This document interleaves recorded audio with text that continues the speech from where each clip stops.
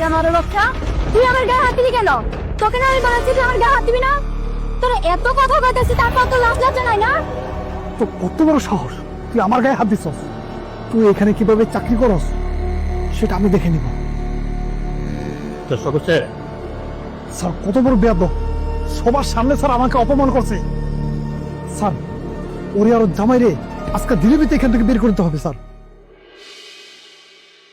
রুবেল, ভালো করে কাজ করো। হ্যাঁ এই ভালো করে করো না, এটা ব্যথা হয়ে গেছে তো। আসান বলছি, অসভ্য জানোয়ার বেয়াদব বাতে, তোমার হাত কেন ধরছি? তোকে আমি কতবার বলেছি না তুই আমার আশেপাশে ঘুরবি না? এমডি সাইজে তোকে এতগুলো বকাবকি দিয়েছে, তোর কি লাজ লজ্জা নাই? তারপরে তুই আমার পিছে পিছে ঘুরিস কেন? বেয়াদব একটা লুচ্চা বাটা কোথাকার। এই সিমরি, তোর গলার সাউন্ড এত বড় কেন? হ্যাঁ, তোর সাউন্ড কিভাবে ছোট করতে হয় সেই ব্যবস্থা আমি করতেছি। এই ফ্যাক্টরিতে কাজ করবি আর আমার লগে সম্পর্ক রাখবি না? হ্যাঁ, এইটা কিভাবে করস সেটা আমি দেখে নিব। তল্লি সেন্সেন করে ওরে, কথাটা মনে রাখিস।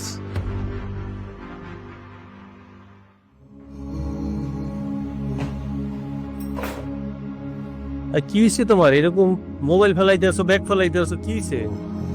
আমি কালকে থেকে আর কাজে যাবো না। কামে যাইবে না কেন?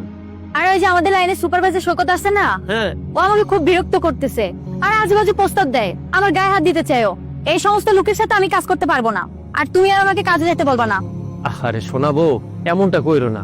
আর মাত্র 3টা মাস একটু কষ্ট করো। আমগো গ্রামের ঘরের কাজটা শেষ হয়ে যাও, তারপর আর তোমার কাজ করতে হইবে না। তুমি বাসায় থাকবা, আমি কাজ করবো। 3টা মাস একটু কষ্ট করো শোনা। এখনো আমার এগুলা সহ্য হইতেছে না। আচ্ছা ঠিক আছে শোনা, কালকে আমি অফিসে যাইয়া বড় স্যারের লগে কথা বইলা এটার একটা ব্যবস্থা নিব। তুমি কোনো টেনশন করো না। আচ্ছা আচ্ছা ঠিক আছে। স্যার আসসালামু আলাইকুম। ওয়ালাইকুম আসসালাম। স্যার আপনার সাথে আমার কিছু কথা ছিল। কি ব্যাপার, কি সমস্যা বলেন? 12 নম্বর লাইনের যে ফ্লোরে কাজ করে আমার ওয়াইফ লামিয়া, হ্যাঁ, ওই যে আমাদের সুপারভাইজার শকত আছে না, ও খুব ডিস্টার্ব করে স্যার। এর আগেও মনে হয় একবার আপনাকে কমপ্লেন করছে। ও স্যার চাকরি করতে চাচ্ছে না। আমি আজকে জোর করে চাকরিতে নিয়ে আইছি। আমরা গরিব মানুষ, গ্রামে ছোট্ট একটা ঘর দিছি স্যার, এখনো কমপ্লিট করতে পারি নাই। আমরা জামাই বউ দুইজনে মিলে যদি চাকরি না করি, গ্রামে ঘরটাও কমপ্লিট করতে পারবো না স্যার। আপনি কি শকত স্যারের কোনো ব্যবস্থা নিবেন স্যার? আর যদি না নেন স্যার, তাহলে আর কি করবো স্যার? আমাকে চাকরি চাইলে চলে যেতে হইবে স্যার। ঠিক আছে, আমি দেখতেছি বিষয়টা। যেতে হবে না আপনি কোথাও, জামাইবু দুজন মন দিয়ে কাজ করেন। ঠিক আছে স্যার, আসসালামু আলাইকুম। ওয়ালাইকুম আসসালাম।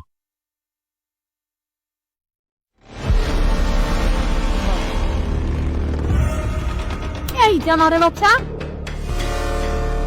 তোকে না আমি বলেছি তুই আমার গায়ে হাত দিবি না? তুই আমার গায়ে হাত দিলি কেন? তোর এত কথা কইতেছি তারপর তো লাজ লজ্জা নাই না? তো কত বড় সাহস, তুই আমার গায়ে হাত দিছস? তুই এখানে কিভাবে চাকরি করস সেটা আমি দেখে নিব।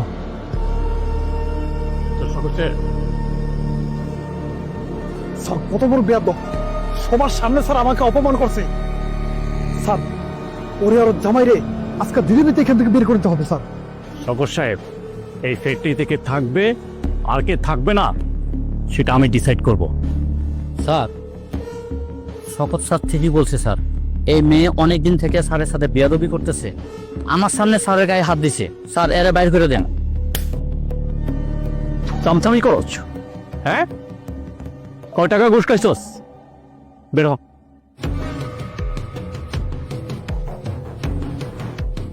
Sir don't talk. আপনার একটা কথা বলবে না। এই মুহূর্তে আপনি রিজেন দিয়ে ফ্যাক্টরি থেকে বের হয়ে যাবেন। স্যার স্যার আমাকে ক্ষমা করে দিন স্যার, আমি এরকম হবে না আর কখনো। এর আগে আপনাকে 2বার ওয়ার্নিং দিয়েছি আমি, আমার কোনো কথা শুনেন না আপনি। আপনি ফ্যাক্টরির কর্মচারীর সাথে খারাপ ব্যবহার করেন। তাদের সরলতা সুযোগ নিয়ে, দুর্বলতা সুযোগ নিয়ে আপনি তাদের কাছ থেকে ফায়দা লুটতে চান। হ্যাঁ, যান, কাজ করতে হবে না আপনার। Get out. এই তুমি কাজ করো ঠিকঠাক।